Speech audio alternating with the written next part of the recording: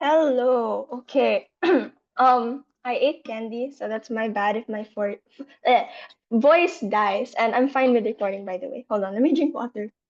Kind of want to do shout outs because I kind of want to win, high key. Anyway, shout out to the Pisai contingent, or just in general, everyone who helped me, because, you guys are the goats. And yeah, especially to all of the kuyas out there, and Ates as well. And my sister, who kind of made me go here just because I kind of want to be here anyway. Okay, I'll take POIs from, oh God, the 5 to 6 minute, but beyond or before that, please don't badger. Yeah, okay, I fixed my notes. Cool. I'll start my speech in 3, 2, 1, go.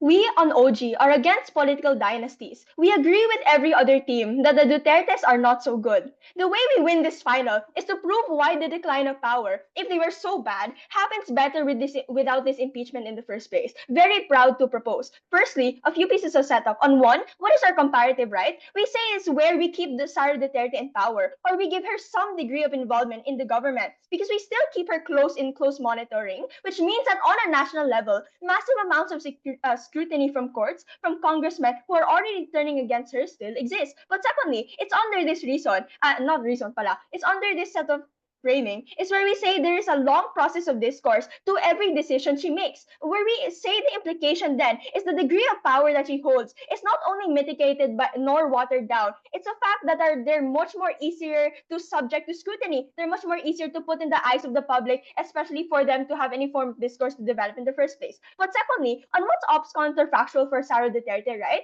We say that either way, she remains in power regardless, because it's possible that the Dutertes have large what's this called again? Have large political capital, but still hold power because of their political dynasty in the first place. But secondly, it's under this piece of setup where we say that she's more likely to go back to Davao or hold a high position in becoming a governor or infiltrating the Senate or Congress in the first place.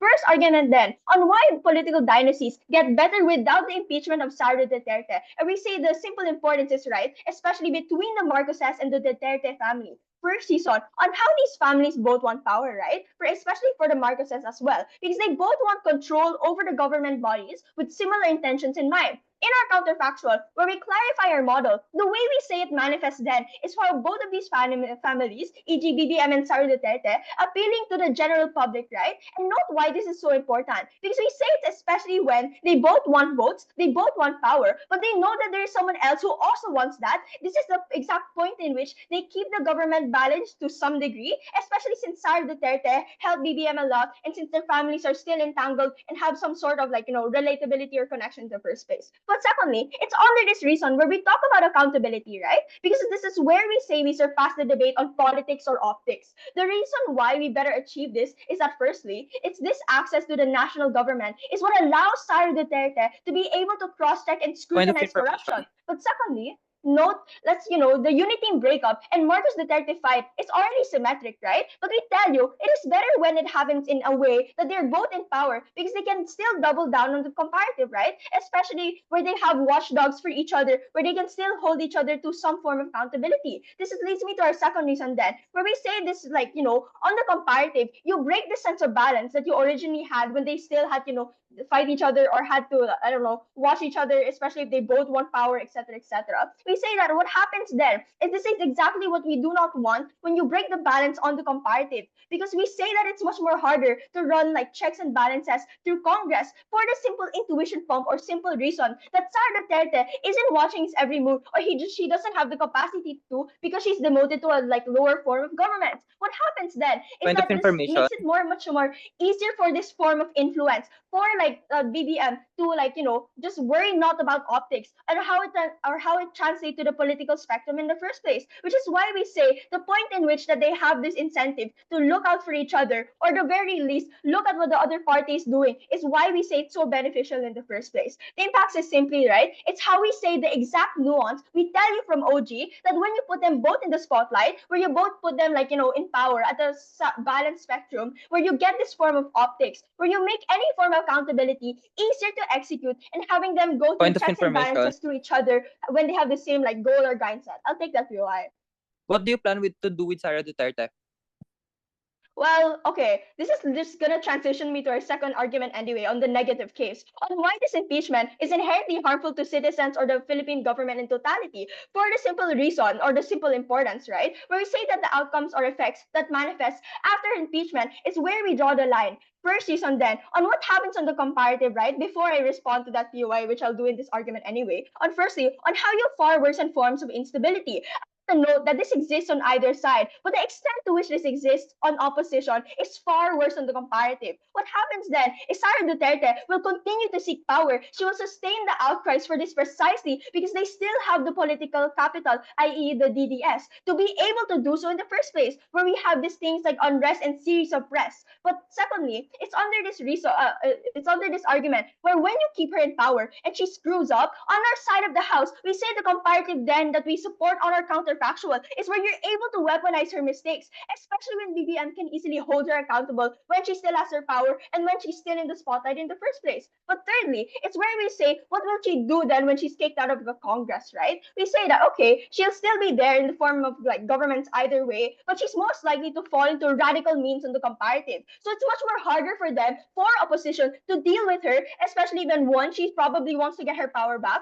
Two, she wants to improve her form of optics, especially when she's impeached, especially when there's a target on her back that's much more amplified when she's not in the same level that BBM is already at. This is the exact point in which, or fourth reason then, where we say her, like, I don't know, her power, or exactly where Sara Duterte's influence extends over Mindanao. What this translates to then is just for the simple reason, right? Or for the simple intuition pump that it's much more harder for her to know what she's doing, especially since she's going at it at her own pace, especially since she's trying to find other means to get back in power, especially when that means that a lot of the things she's probably doing is just going to be much more harmful to keep track of, especially because, she probably doesn't like agree with the fact that she's already impeached, or she doesn't agree with the fact that, a lot of these issues already arise in the first place. We say this is so much more harmful and a trade-off that we do not want to take on side government, which is why I'm very proud to propose things. Thank you for that, Prime Minister. Now calling on Leader of Op here.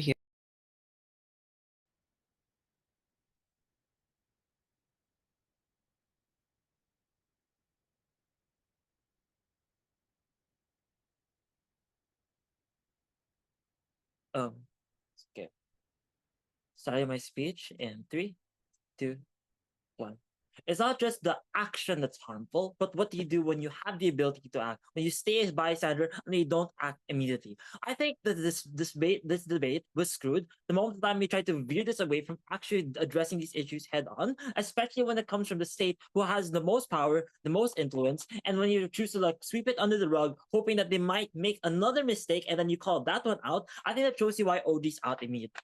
First, why is it in the best case of OG, why is it in their max they don't get their impact? The first thing they want to say is that at the very least they want to call her out through other additional means, like the things like maybe at least she makes a different mistake or just spotlight. First, I think that the entire debate that is premised under the possibility that someone makes a mistake, you call them out for that, it doesn't likely lead to additional scrutiny. I think additionally that we flip this. If it's true that like the Marcos family or like she has other support and she's not likely to be like out of position in the first place, means that there's this level of there's like this force field around her, feeling like she's untouchable, feeling like you cannot call her out for even those mistakes, even if it's under the spotlight. So it's unclear what other call out mechanisms are even likely to occur on their side of the house, even if you want to wait. But the second thing I'd point out is that this debate shouldn't boil down to whether or not the calling her out in itself would be successful by means of a full punishment. Notice that the premise of an impeachment isn't just based on what it does to the person being impeached, but what it means for the citizens. That's the opening opposition case.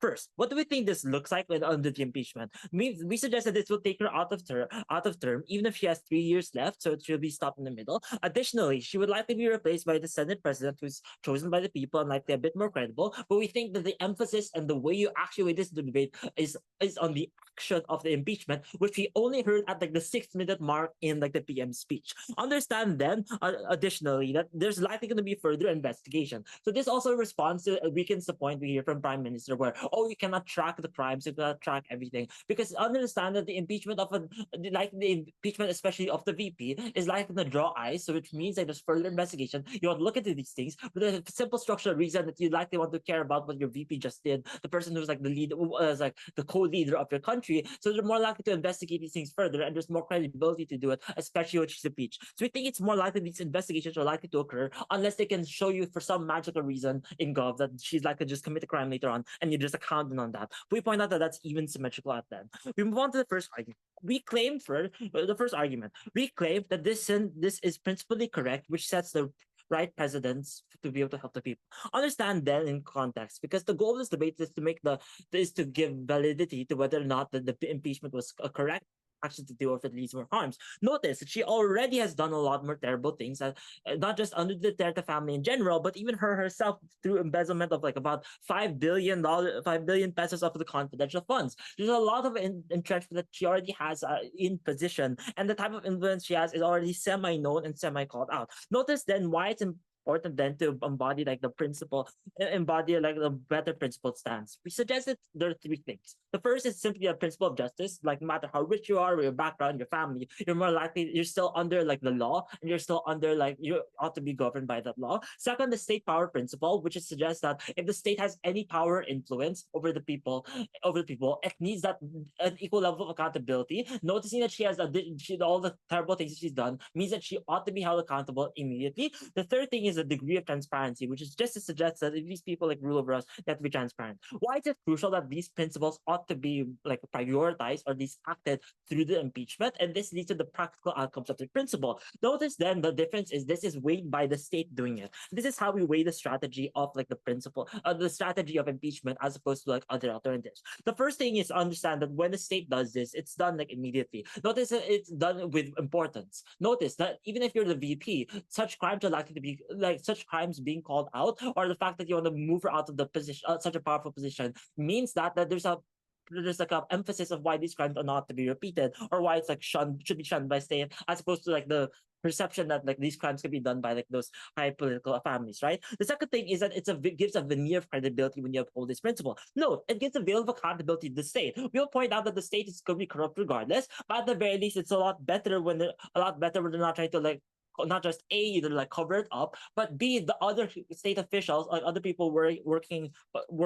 with public jobs, are not likely to be like accused of being called out. So this leads to more transparency stuff. What are the outcomes? And this is how we want to distribute the argument of the importance of impeachment. We argue two different outcomes. The first thing is that it sets precedents for like the other future VPs. Notice that means that there's scrutiny when you're in a bigger position of power. That you're not that even scrutiny in a bigger position of power, right? That you're not likely to just get away these crimes just because you're like rich and powerful. But secondly, that it removes the influence and the power that you have in your family. Like even if you're Duterte, even if you're an Aquino or Marcos, that it's not that your family name or even if you're part of a dynasty isn't enough to to keep your position insofar as you like wrong the people in these ways. Third, public accountability. This is crucial because if Sara Duterte was like likely to threaten the president while he was in position, this sets precedents for other people to like likely to do that, which already in an already corrupt looking Philippine government system, this likely like ruins the trust and like ruins the image of the Philippines. We suggest that they're likely to be more publicly accountable. This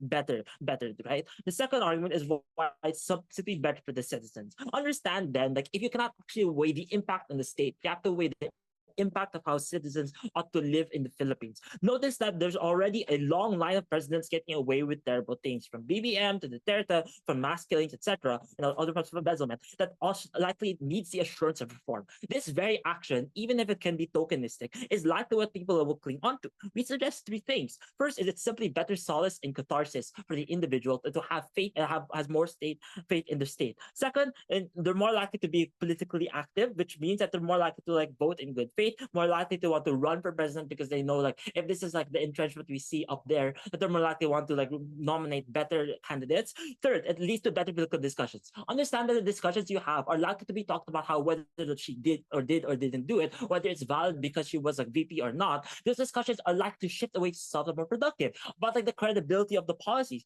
But notice it's not going to be likely to entrench on the possibility of the crime. Rather, since it's already been done, you can move on to more productive things. the end of this, it is simple. It is simple. The state ought to have the state with all the power and influence it has ought to be the one to call out even the people the highest positions. It is only through COO that we're actually able to get these mechs, get the understanding, and show you the image of the Philippine government system of what it not can be today, but can be tomorrow as well. We're very proud to oppose. Thank you for that, leader of op. Now calling on DPM here.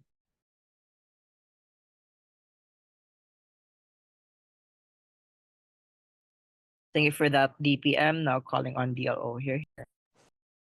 Hello everybody, my name is Josiah Gatchalian. Pronouns him, I'll just set up my timer. 7:15.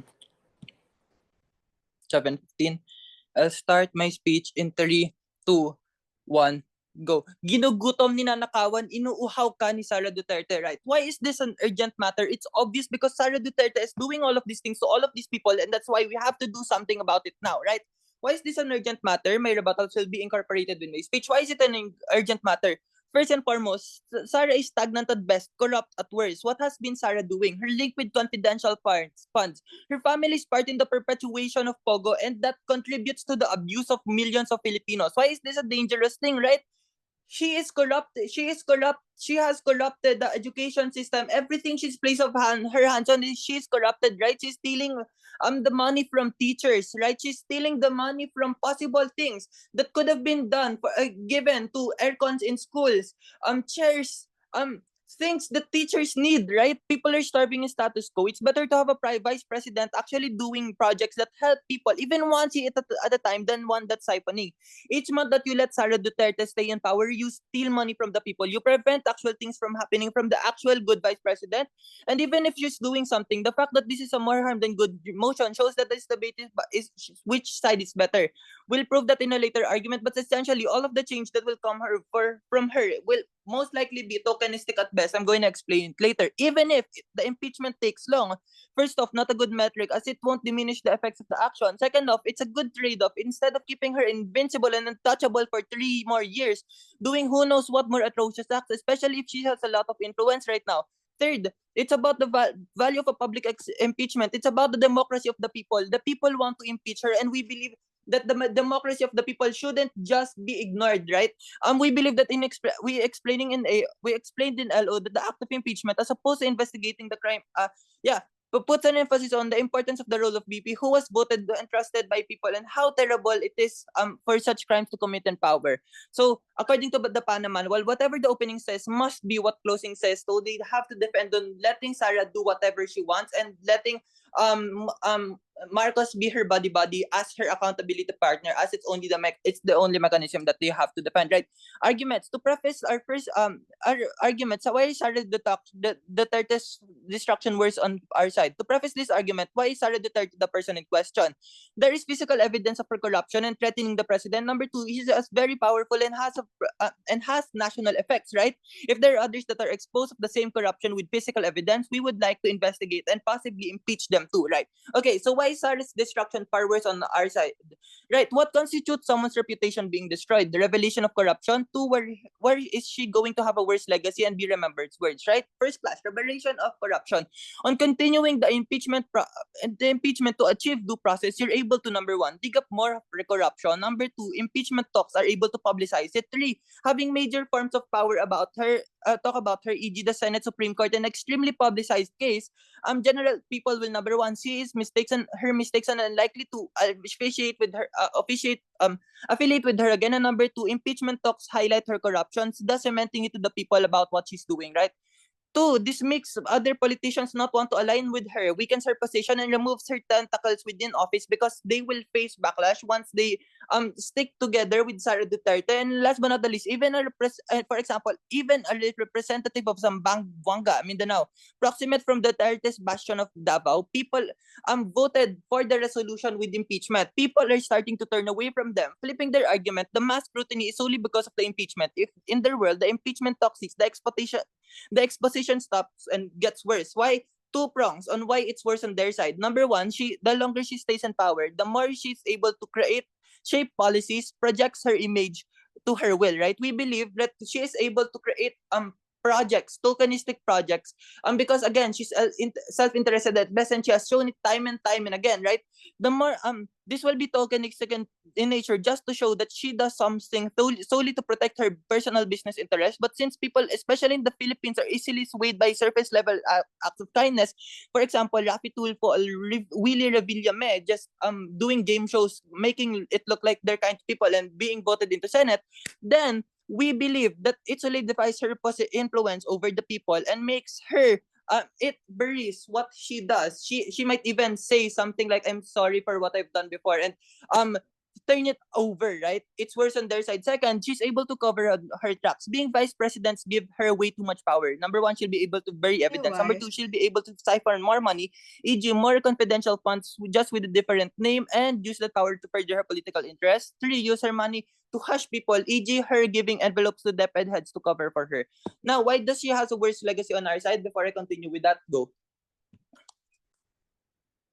So, what exactly will Sara Duterte do if she's kicked out in power? And how are you Okay, able to ensure that she's the kicked. DDS will no longer be loyal to them?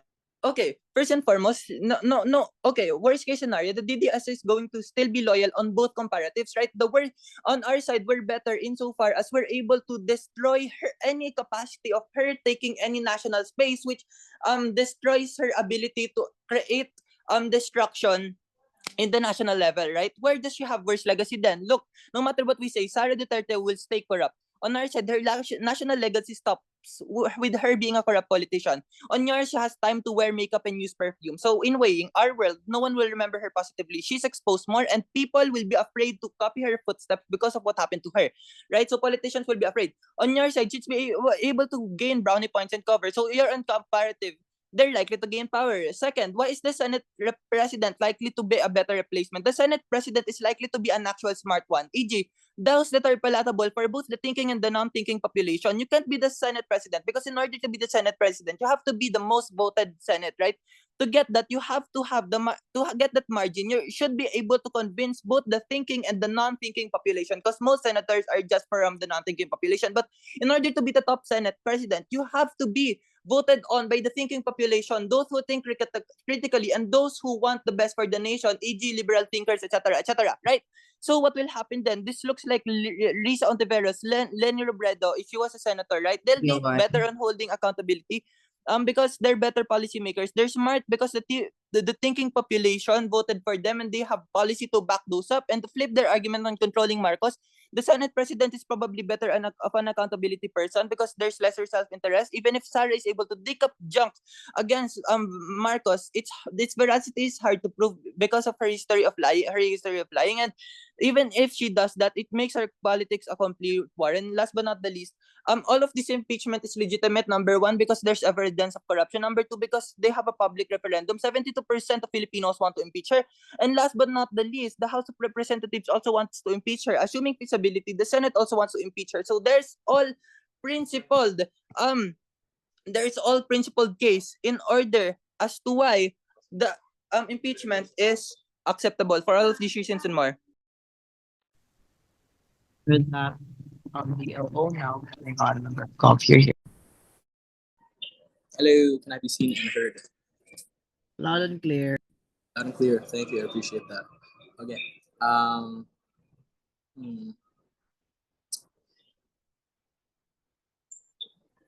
All right.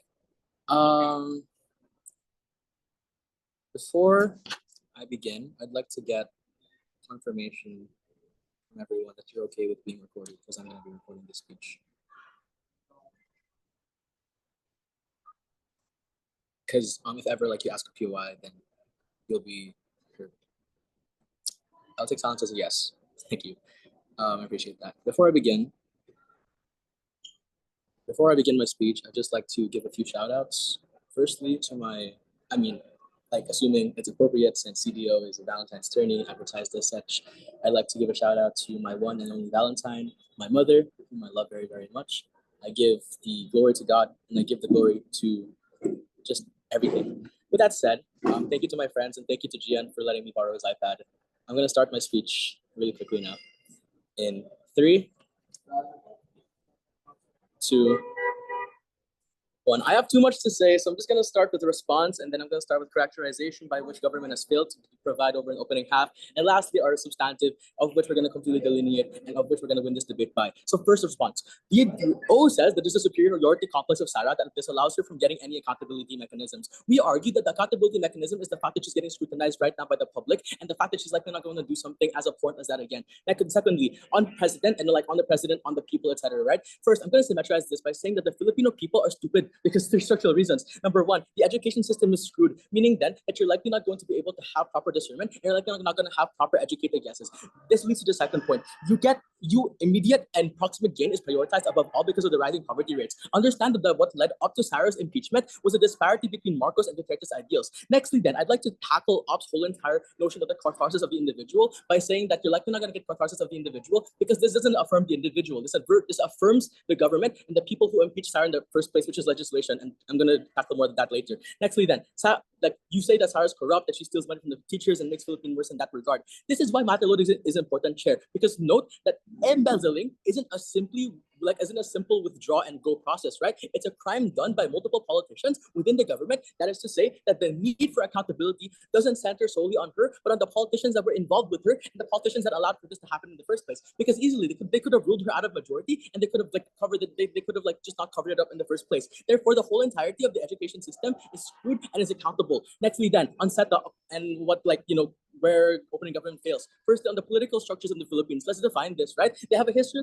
of corruption, meaning then that the incentives of politicians are likely to be self-preservation and capital. That is to say that whomsoever has the most to offer is whom they are going to support in legislation. That is to say that this is where I cast a shadow of doubt on OO's model, where exactly are you able to get benevolence on the side of the government, right? If legislation is motivated by these things, then why would they care about the catharsis of the people anyway, right? Nextly, then, on Sara Duterte's official position within the Philippines government, we argue that she acts as a correspondence between Rodrigo Duterte and the Philippine government. That is to say that she is simply a placeholder until Duterte gets into power again. She's an extension of his power, right?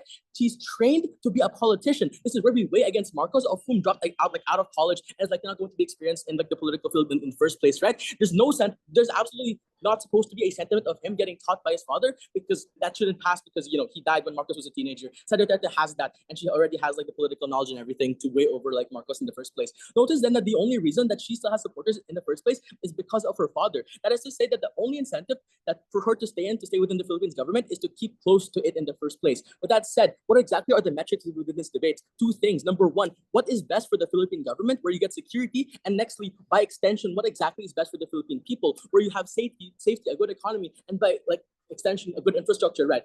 Two flavors of extension. Number one, it sets a bad precedent for the Philippine government specifically. 3 levels. Number one, immediately you leave a hole in administration. You get more corruption because there is a time frame between the impeachment and the electoral period. Nextly, we argue that this doesn't set a precedent for the citizens and that they explain that citizens are more secure and will be happier because they get the power to actually impeach her in the first place. No, Chair, this is disproved by the fact when I tell you that this is the government's doing, right? We tell you that it actually sets a precedent for the government. Point of information.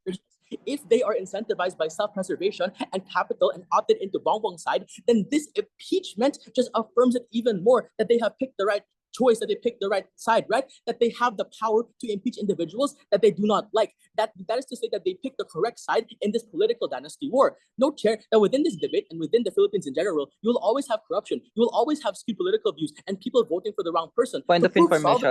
For any of this is to scramble to a conclusion that works around it. And how is that done? You pick the right choice, of which perfectly segues into my second argument. Number two, why exactly the Philippines needs extremism in the first place? I like to preface this by saying why this is the prerequisite for the security of the nation and by extension the people. This is where closing government hardlines and establishes that, yes, even though they're both bad, Duterte is the better good. But that is the better bad. Yeah, just general, right? Because point of information. I like to establish that extremism isn't inherently a bad thing. Why? If we were to take a step back and compare the two, Duterte's policy versus Marcos's policy, Marcos tends to be very stagnant, right? Yeah, if ever, just a challenge over to the opposing opposition side. What exactly has Marcos done that's directly supported the Philippine government, that has directly supported the Philippine people, that has been able to directly tackle any of the problems of poverty, education, etc. And I just argue that you made it worse over inside of Marcos's regime. With that said, Notice the state of the Philippines right now, right? Like the West Philippine Sea, exacerbated relations with superpowers like China, like a failing economy, education system ranked the lowest in 2024, infrastructure development becomes stagnated, right? The bottom line is that the Philippines is currently suffering. We prove necessity now more than Point of ever. Because information. why? How do we prove that the Dutertes are better than Marcos, right? 3 structural reasons. Number 1, he's already subjugated Mindanao. Note, like on round 3, right? This proves 2 things. Duterte has the power of influence, he has the power of knowledge, and superior experience to Bongbong. Next, he has superior lobbying power all around the world. He has allies. Why is this important? China, right? This is why this is like why matter loading is so important, Chair. In the time he exercised presidency, his collaboration with China laid eminent. That he has actively proven to the Philippines, to himself, to everyone, that he and China are on good Point of terms. That is to information. say that the moment in time he, like Sara Duterte, is impeached, is the moment in time Rodrigo Duterte has no more incentive to comply with the Philippine government. Why exactly this is bad? Because you get things like separation from the state, you get revolution, etc. Right? It becomes very, at the very least, right? Even if it doesn't happen, we've proven why it's become a bridge that the Philippines can now cross. That alone is enough to prove urgency. Point of And information. consideration and scale of harm before I go. Sure, POI. Last chance. Time. Oh, time? My bad. That alone is enough to prove urgency and be serious consideration in scale of harm, right? For CEO to magically save their case, they need to prove that Bongbong actually cares about the Filipino people. When we compare incentives, it falls on Duterte, where the Philippines' best interest lays. We tell you that stagnation is worse than bloody progress because the Philippines isn't a nation of like Japan, of which is like heavily incentivized by cultural means. They're likely going to be incentivized by nothing but the proximate benefit or the proximate punishment that they're going to get. The moment in time that you choose Bongbong, the moment in time you impeach Sara Duterte, you open the road to a lot of harms, especially in regards to the Philippine government and in regards to the stability of the nation. That is what I'm trying to prove here. Notice that this outweighs the harms of OG in the sense that we're actually able to show you a mechanism on how exactly this is likely to accrue and why exactly it is a horrible idea to have Sara Duterte impeached. We tell you that for one last time, if you believe that the security of the nation and the people is a must, then the choice is very, very clear. Side Gov. Thank you for that, member of Gov. Now let's welcome member of Pop. You're here.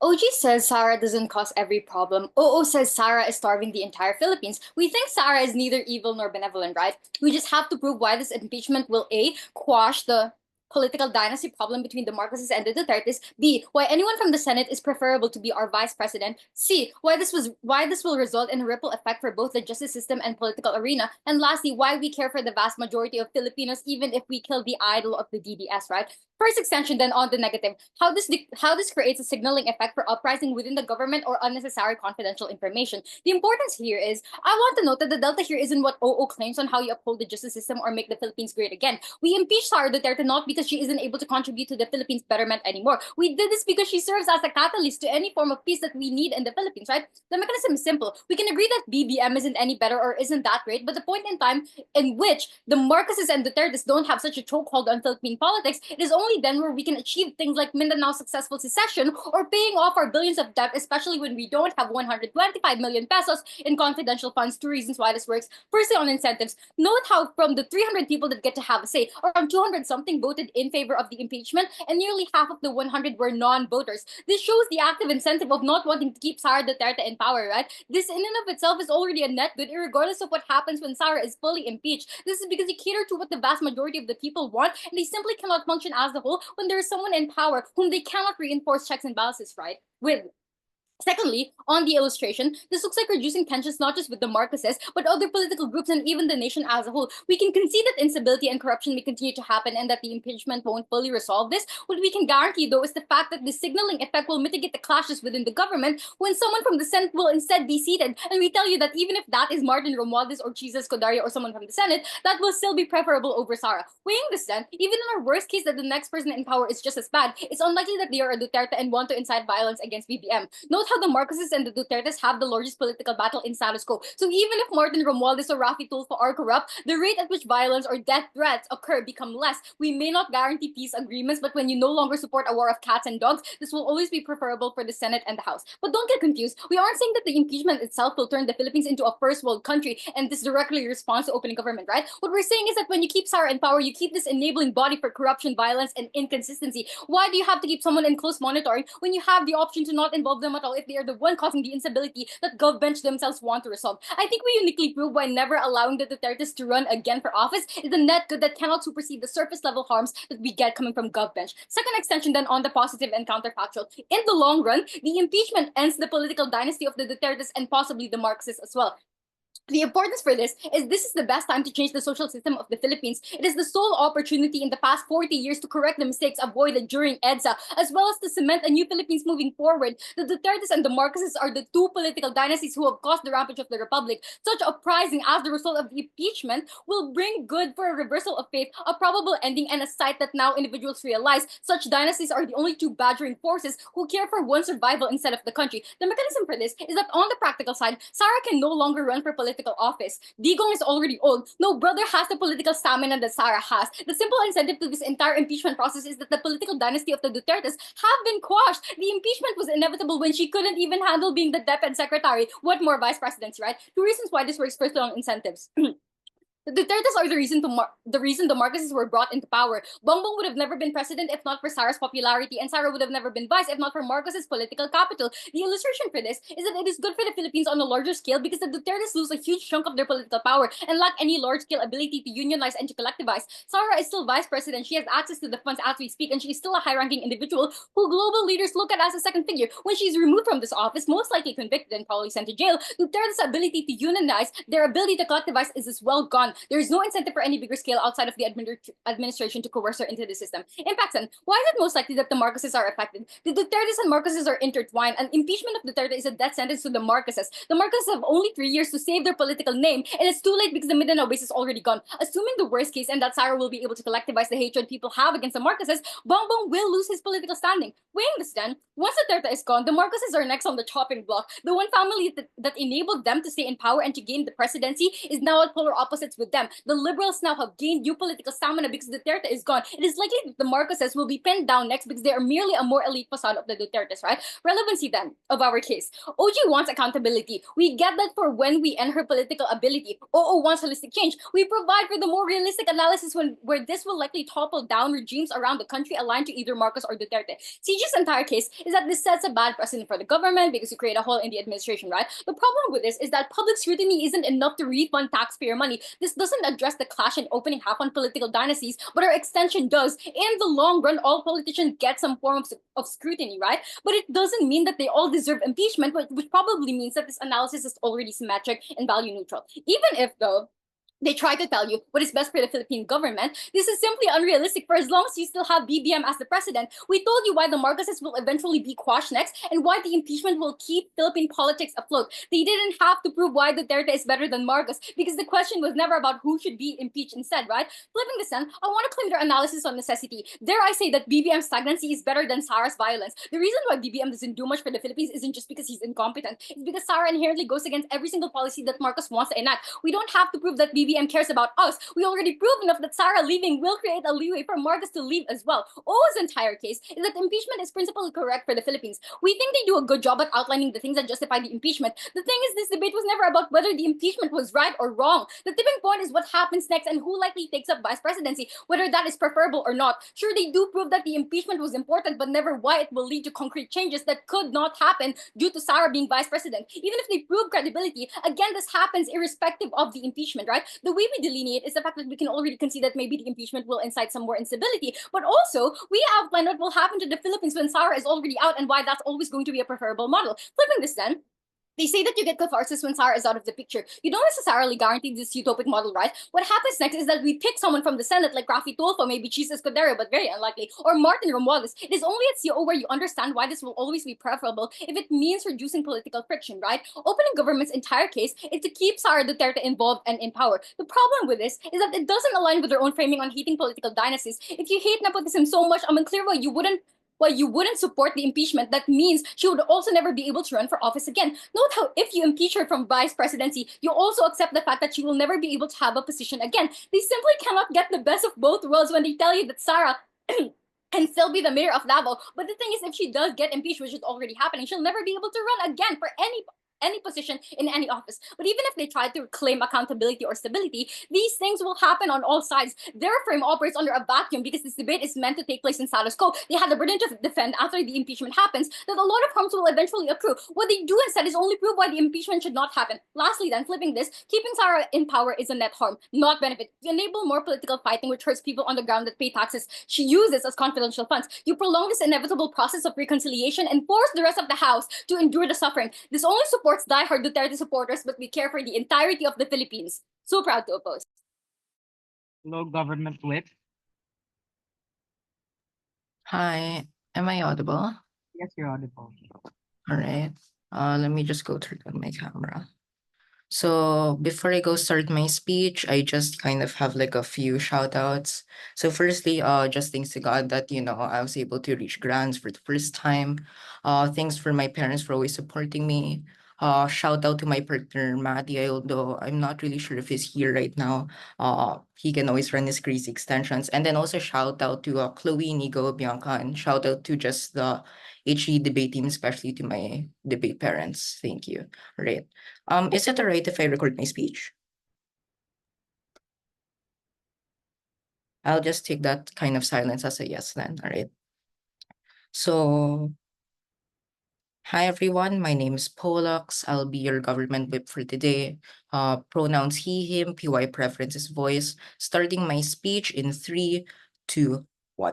Two things in my speech today, Chair. First, rebuttals against both O and CO, and then also why we're just better than OG as a whole. And then second, just weighing over all the clashes within this debate. Let's go kill OO first, right? OO's first claim is that impeachment is warranted. The second claim coming from their deal is that, Sarah's an evil person in general. Let's go tackle both points then. One, they tell you that, Sarah, like the impeachment of Sarah is warranted because it will lead to things like accountability because it will make our justice system clean and not corrupt then. First thing to note here, Chair, right? Sarah's really not going to be held accountable. Why is this so? Why does this kill OO?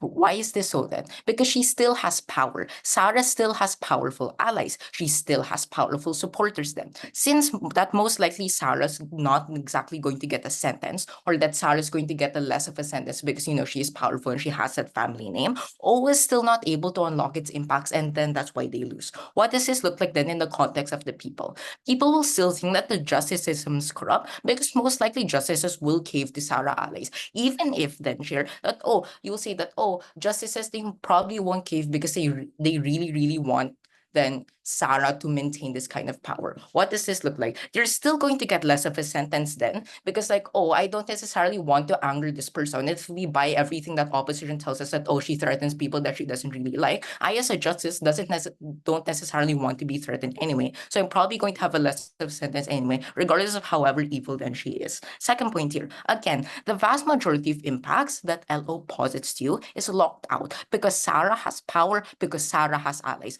Further investigations that will tell you, we're going to get further investigations. We're going to reveal the other politicians. We're going to get a clean and corruption-free Philippines then, right? We tell you, Chair, that further investigations can be quashed if they relate to Sarah.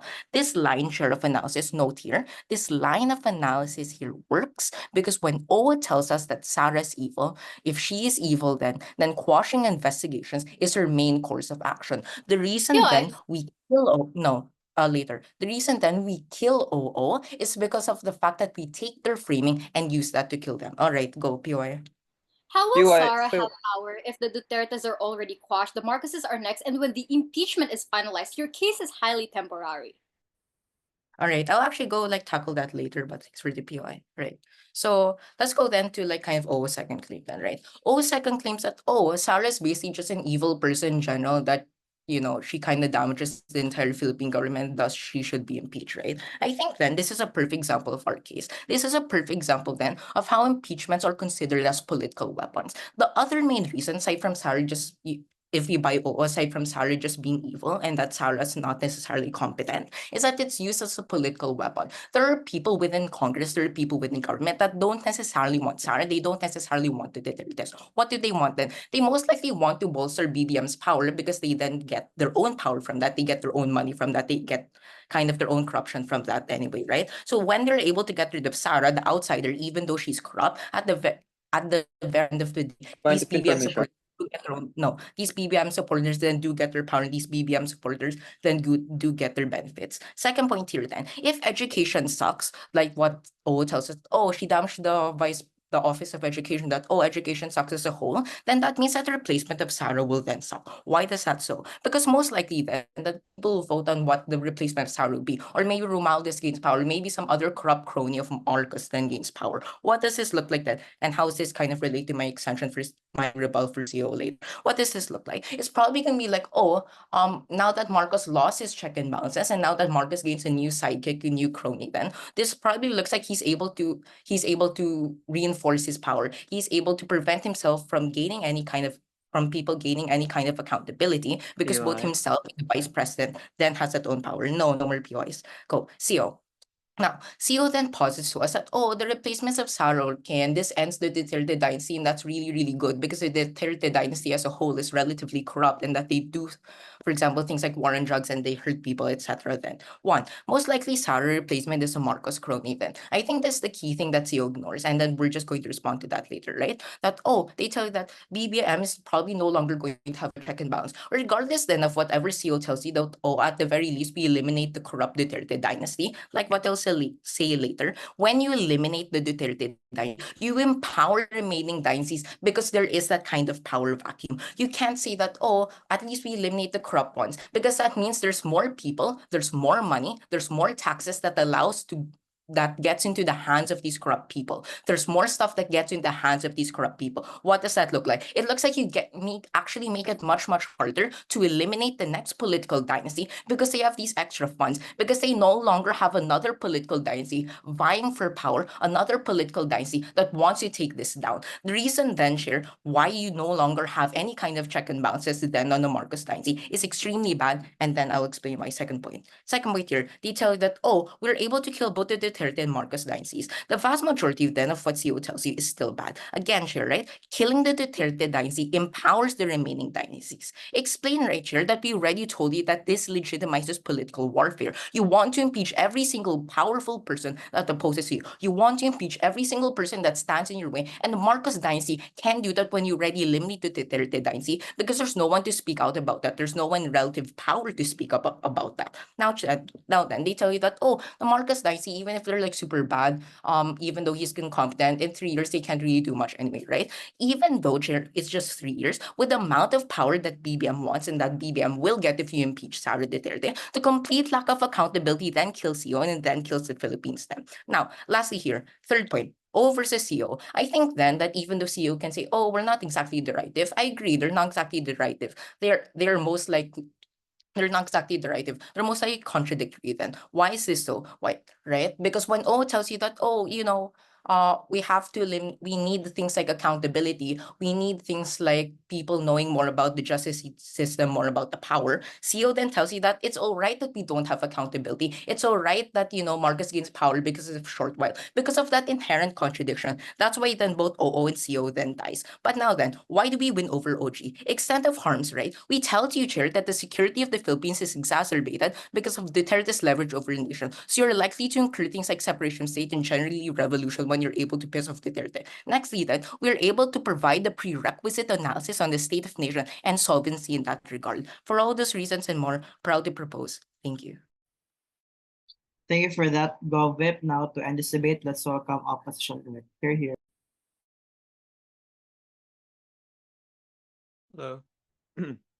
Audible? Yes, you're audible. No need to say the entire POI word. I think we all know what that means. Starting my speech in 3, 2, go. Remove closing opposition from the equation. All houses are symmetric. You have OG telling you that you want change, OO telling you that Duterte is evil, CG telling you that it sets a bad precedent, and it's the most important thing that they want to defend. Let's put in closing opposition to the equation. Leah has told you countless times, to which no engagement comes from closing government, that this is a prerequisite to change, that impeachment is the means to an end, and that by all means factorable, it is actually the way we need for the Philippines and the government to progress in general. Closing opposition will win because we provided you the most important analysis analysis to the most important question: what will the Philippine political system look like once Sara Duterte is actually impeached and convicted? Firstly, let's analyze closing government, because like Duterte to state, they have no real contribution in this debate. One, they tell you that this will set a bad precedent, still unproven why it's particularly important to the entire House. Two, Sara won't get accountability. If we're able to prove to you that their entire mechanism is outweighed by the 2 extensions they gave you, then we easily win this debate in closing. Firstly, let's tackle their mechanism, even if this debate should already assume that Duterte has already been impeached. Sara has already been impeached, quote unquote, from the Romualdez-led House.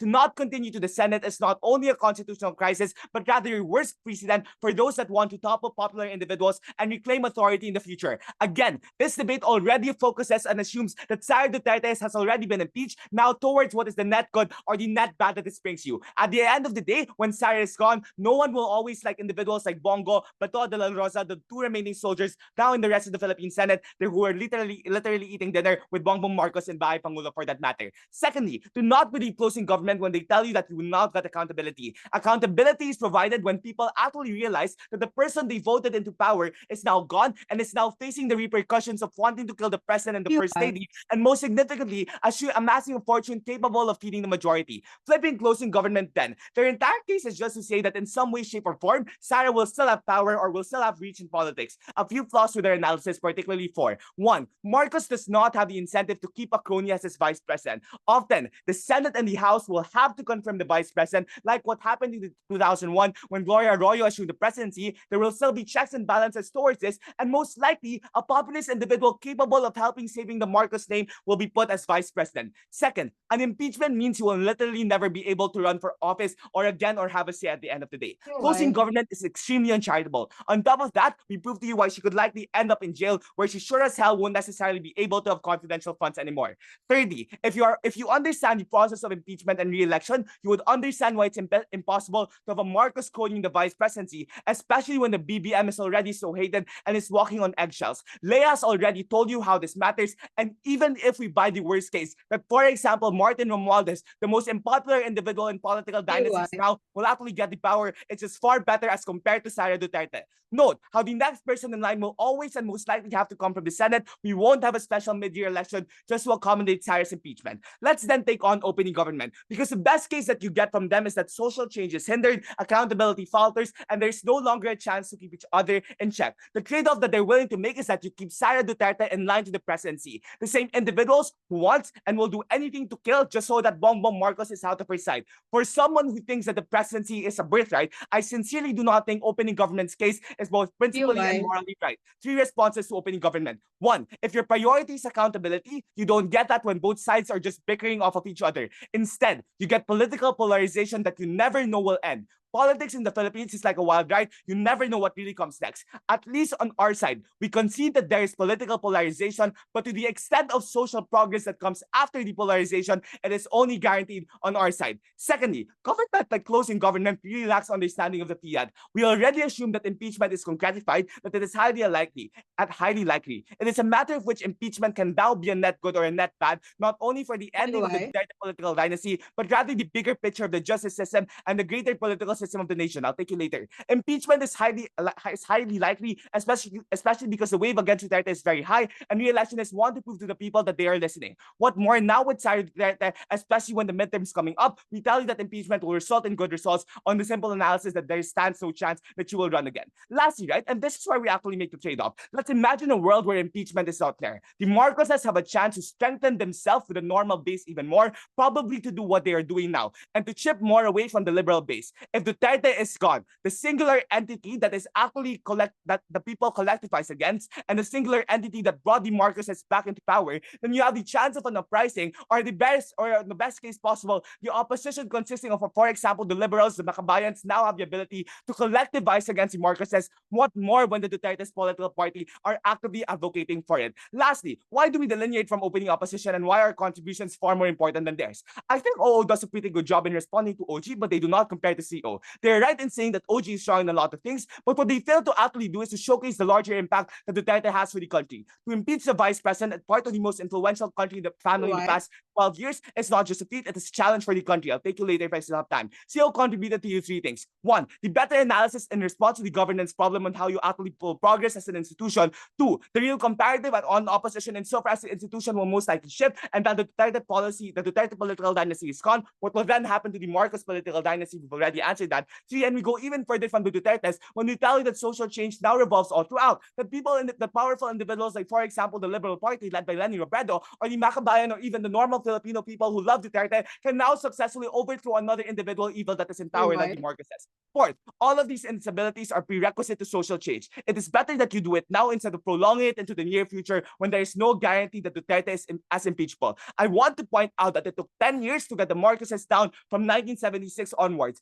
It took the people of the House of Representatives 1 day to get Duterte down and stripped from impeachment from the House. Independent of the mechanisms opening opposition took in place, closing opposition still simply wins in the framing clash on the sole reason that we were able to give you the most probable analysis. And so far as you actually get Duterte down and you collectivize people against the Marcoses, the justice system wins only on closing opposition. On the more technical scale, we provided you three layers of analysis. One, the incentive for people to rebel and the incentive for them to want to change the system, even if Duterte is already impeached. Who comes next? Most likely the Marcoses. Two, the lack of the ability of the Dutertes to actually sit in formal government and to abuse the people even more through impeachment. Three, and for the Philippines to actually progress, you need to see the scalar and magnitude benefits we give you. Duterte is evil, Marcos is evil. This is the best way to correctify the institution that we are all a part of. Impeachment is a two-edged sword. Who knows? People will now realize that Leah Robredo was actually the more moral choice and that Bongbong Marcos is just a drug addict sitting in Forbes Park in his living room. Maybe, and just maybe, if you believe in closing opposition, and by the means we tell you that impeachment is now the means to an end for the political dynasties that we've mentioned, this is the avenue for the bagong Pilipinas Bongbong Marcos is wanting to have. For all these reasons and more, oppose. Thank you. Thank you for that opposition whip. Thank you, debaters, for this round. You may now virtually cross the house.